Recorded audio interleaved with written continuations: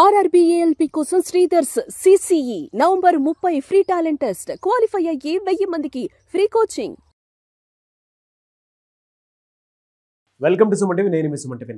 Home loan కట్టలేని పరిస్థితిలో ఉన్నప్పుడు ఏం చేయాలి, లీగల్ రెమెడీస్ ఏమైనా ఉన్నాయనేది ఈరోజు మనతో పాటు ప్రముఖ అడ్వకేట్ శశికాంత్ గారు ఉన్నారు. వారి మాట్లాడి తెలుసుకుందాం.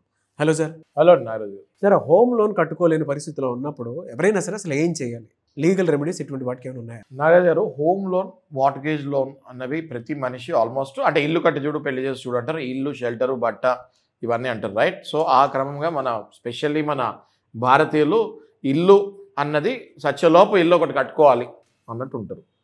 ఆ కంగారులో ఏమవుతుందంటే వీళ్ళకి జీతం ఎంత వస్తుంది, వీళ్ళకి ఉద్యోగాలు ఉంటాయా లేవా, రిసెషన్లో జాబులు పోతాయా పోవా, ఏం కనుక్కోకుండా, ఏం చూసుకోకుండా, ముందు వెనక ఆలోచించకుండా ఒక ఇంటికి వెళ్ళి అడ్వాన్స్ ఇచ్చేస్తారు. ఓకే, ఎప్పుడైతే ఆ ఇంటికి వెళ్ళి అడ్వాన్స్ ఇచ్చేస్తారు, ఈ రిసెషన్లో జాబులు పోయినప్పుడు నెలకు ₹1,00,000 ఈఎంఐ అనేది హోమ్ లోన్కి కామన్ అయిపోయింది. ఇప్పుడు హైటెక్ సిటీ వైపుకి వెళ్తే 2 కోట్లు, 1.5 లేని ఇల్లు లేదు అంటే నెలకి అంటే ₹1,00,000కి ₹1,000 అండి. బండ గుర్తు నారాజు గారు, ₹1,00,000కి ₹1,000 కట్టాలి అంటే ₹1,00,000 తీసుకుంటే ₹1,00,000 కట్టాలి. ఎక్కడి నుంచి కడతారండి ₹1,00,000? జాబ్ ఉన్నంత వరకు ఆ ₹1,00,000 వాల్యూ మీకు తెలీదు. జాబ్ పోయిన తర్వాత ఆ ₹1,00,000 ఒక పెద్ద కొండలాగా కనిపిస్తుంది. అది మళ్ళీ నెల నెల కట్టాలి. ఎలా కడతారు నారాజు గారు? కట్టలేరు. ఆ టైంలో స్టార్ట్ అవుతుంది వీళ్ళకి హెరాస్మెంట్ ఫ్రమ్ బ్యాంక్స్. బ్యాంకులు కూడా ఏం తప్పు చేస్తాయండి? ఇప్పుడు ఆ బ్యాంక్ అప్పించింది, ఆ బ్యాంక్ ఎక్కడి నుంచి అప్పిస్తుంది? పబ్లిక్ వచ్చి డిపాజిట్ చేస్తుంది, ఆ డబ్బులను అప్పిస్తుంది. మరి వాళ్ళు కూడా వాళ్ళకి వెనక్కి ఇవ్వాలి కదా, 5%, 3% రిటర్న్ ఇవ్వాలి. ఆ బ్యాంకులు నడవాలి, బ్యాంకులో ఉద్యోగస్తులు జీతాలు ఇవ్వాలి. కాబట్టి ఏం చేస్తారు, బ్యాంక్ ఉద్యోగస్తులు, కలెక్షన్ వాళ్ళు ఫాలోఅప్ చేస్తారు. అవును, ఇవ్వకపోతే మిల్లు సీజ్ చేసేస్తా, అది చేసేస్తా, ఇది బ్యాంక్ వాళ్ళ ఇబ్బంది. వాళ్ళ ఇబ్బంది ఏంటి? వాళ్ళకి రూల్స్ అండ్ రెగ్యులేషన్స్ తెలియక, సరైన దారిలో వెళ్ళక బ్యాంక్ వాళ్ళని టెన్షన్ పెట్టి ఉన్న ఇల్లు కూడా మొత్తం పోగొట్టేసుకుంటారు.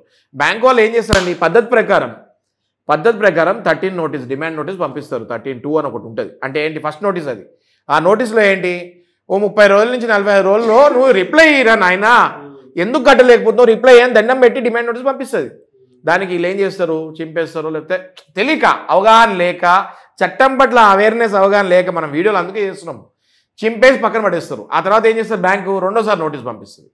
రెండోసారి ఏం పంపిస్తుంది నోటీసు, అరే ఫస్ట్ నోటీస్ పంపించాను నేను, మరి నువ్వు సెకండ్ నోటీస్కి రెస్పాన్స్ ఇవ్వట్లేదు, నువ్వు దీనికి కూడా ఇవ్వకపోతే నేను ఇల్లు సీజ్ చేస్తాను అని పంపిస్తుంది. పొసెషన్ నోటీస్ అంటారు. అది అతికిస్తారు, గోడ మీద కూడా అతికించి ఫోటో తీసుకుంటారు. అంటే ప్రూఫ్ చూపించాలి బ్యాంకుకి, ఇదిగో మేము పంపించామని, కోర్టుకి. మూడోసారి వీళ్ళు గోడ మీద కూడా తీసి చింపేస్తారు. గోడ మీద కూడా తీసి అటు ఇటు చూసుకుంటారు, ఎవరు చూడలేదు అని చింపేసి, చదవని కూడా చదవరు ఆ టెన్షన్కి, చింపేసి బయటపడేస్తారు.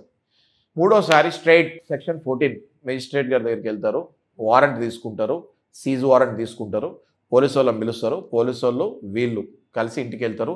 ఉన్న పాలంగా సామాన్లు కూడా అట్లే ఉంటాయి, లాక్ వేసేస్తారు.